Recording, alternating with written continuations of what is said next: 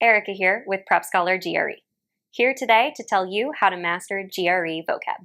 If you like this video, subscribe for more great content and check us out at gre.prepscholar.com to learn more about what PrepScholar GRE can do for you. If you're studying for the GRE, you know how important a strong vocabulary is to your success on the verbal section. Text completion and sentence equivalence, which directly test vocabulary knowledge, make up about half of all verbal questions. And that isn't taking into account the many reading comprehension passages and questions that feature difficult vocabulary that can impact comprehension. But more than that, based on PrepScholar research, we believe that nearly 50% of verbal questions tagged as hard by ETS test your vocabulary knowledge. These questions often feature words that are considered low frequency or not regularly used in everyday life and known by few native English speakers and even fewer non-native speakers. So how can we overcome this major hurdle to reaching our goal GRE score? In this video, we'll talk about the one thing more important on vocab questions than vocab itself, how to guess a word's meaning accurately, most of the time, if you are going to study vocab, which words to study, and how to study vocabulary words for understanding, retention, and application. While text completion and sentence equivalence do test vocabulary, many students are surprised to learn that this isn't the main thing they're testing. The point of these questions is, instead, to interpret the meaning of a piece of text using the structure of the text to determine the relationships between its central ideas. These relationships are what help us determine what goes in each blank. So, for instance, if we see that the first sentence talks about the benefits of a new program, then we get a however at the start of the second sentence, we know that the second sentence will contrast the first. So it will likely be about the drawbacks of that program. Similarly, if the first part of a sentence talks about how scientists don't take the results of a study seriously, then we get a because at the start of the second part of the sentence. We know that the second part of the sentence will explain the reasons for the first part, so it will likely outline why the study isn't credible. Now, once we've determined how certain parts of the text relate to each other using transition words, we can fill in the blanks accordingly to support those relationships. At this point, we're ready to make a prediction for what goes in each blank in our own words. Now, this is a crucial step, so don't skip it. When we go into the answer choices without a prediction, it's like walking into a field full of landmines with our eyes closed. The answer choices are all traps, and they're easy to fall into if we don't know what we're looking for. So even a loose prediction like it's a positive word or the opposite of detailed will help us work through the answer choices. Right, so what if you've broken down the relationships in a sentence, made solid predictions for what should go into the blanks, and you don't know what the answer choices mean? Of course, your first step should be process of elimination using the words you do know. In some cases, one of the words we do know is definitely right. In other cases, we know that all of the other words are wrong and can safely pick the word we don't know. But what if we're stuck between multiple answer choices we just can't define? This is where we start using strategies to guess meaning. The first strategy is to use word roots. The definition of many GRE vocabulary words can be traced back to common Greek, Latin, and other roots. If we know the definition of the root, we can find the definition of the word. Now, if you already know some roots, great. But if you don't have to memorize any to use this strategy.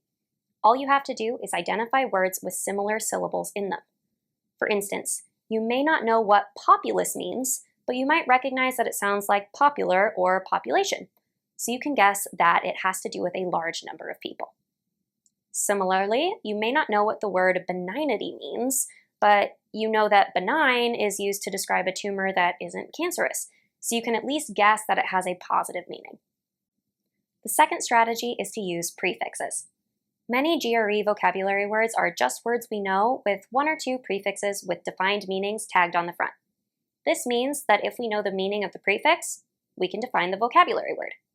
For instance, we may not know the word dispassionate, but if we know that dis is a negative prefix and that passionate means having strong feelings, we can guess that dispassionate means not having strong feelings. Again, if you don't have these prefixes memorized, not a problem. You can use other words with the same prefix to guide you. So if you didn't know what the dis in dispassionate means, you could think about words like displeased or disagree to help you figure it out. Now, of course, these strategies aren't foolproof. Makers of the GRE know that students use these strategies and sometimes throw in words that have very different meanings than we might guess.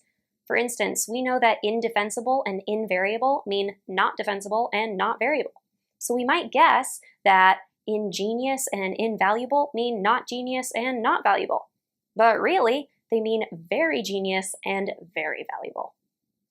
All right, so while these strategies don't always work, they are better than guessing blindly. So if you're in a pinch with a word you don't know, do your best to figure it out.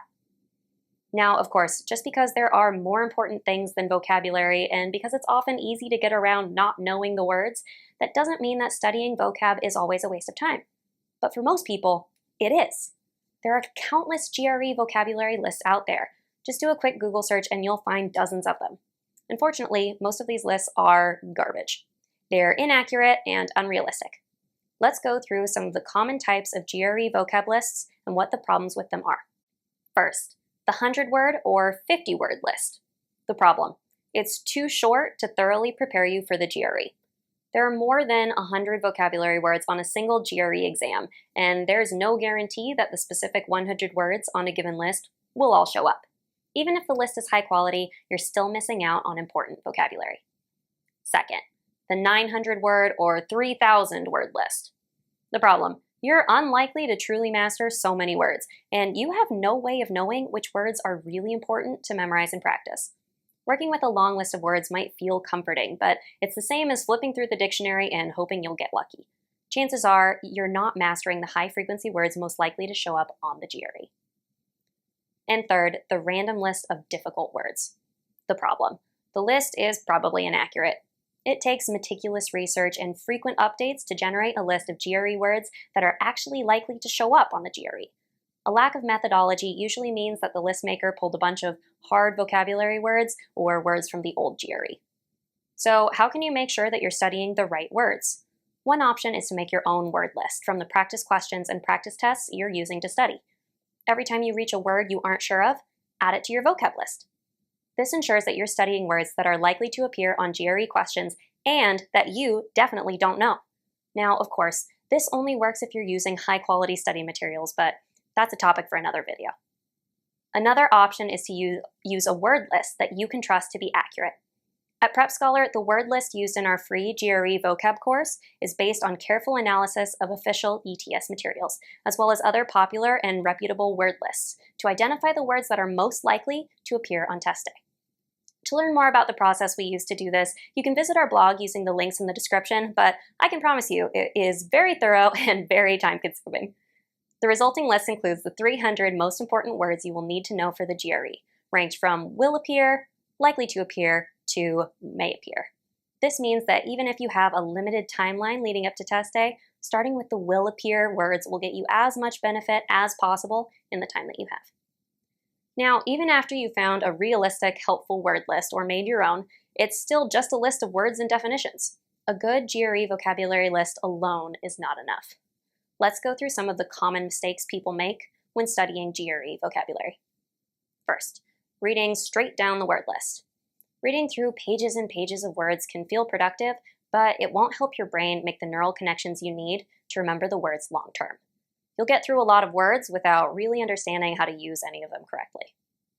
Number 2, flipping through flashcards over and over and over. Flashcards can be an effective study tool if, and only if, you use them correctly. If you spend a lot of time making beautiful flashcards but flip through them like a word list, you won't absorb any of the vocabulary any better than you would with the list. It's simply not enough to help you ace the GRE. And 3, just memorizing definitions. When studying vocabulary, it can be tempting to just memorize word definitions correctly and move on. However, if you're preparing for the GRE, learning words alone isn't enough. You also need to understand how you will see them on the GRE. Think about it this way. Would you memorize every math equation and assume you're going to ace every math question on the GRE quant section? Knowing equations is essential and memorizing definitions is necessary, but the GRE tests how concepts are applied. It won't help you to learn a bunch of words unless you know how to apply that knowledge.